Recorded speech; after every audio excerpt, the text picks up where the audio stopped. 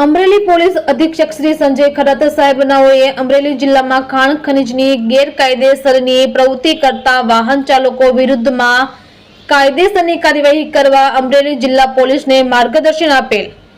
જે અન્વયે અમરેલી સાવરકુંડલા રોડ ઉપર દેવળિયા ગામના પાટિયા પાસેથી રેતી ભરેલ એક ડમ્પર મળી આવતા જેમાં ભરેલ રેતી બાબતે રોયલ્ટી પાસની તપાસ કરતા રોયલ્ટી પાસ રામેશ્વરની ઓજત નદી એટલે જિલ્લો જુનાગઢની હોય જે અંગે ડમ્પરના રૂટ તપાસ દરમિયાન કોઈ ગુનાહિત કૃત્ય આચરી રેતીની હેરાફેરી કરતા હોવાનું પ્રાથમિક દ્રષ્ટિએ જણાઈ આવતા જે અંગે ડમ્પર ખાણ ખનીજ વિભાગને તપાસ થવા સોંપી કાર્યવાહી કરવામાં આવેલ છે।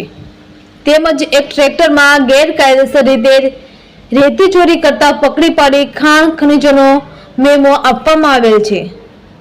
તંત્રે પ્રતિક સાવલિયા, અમરેલી।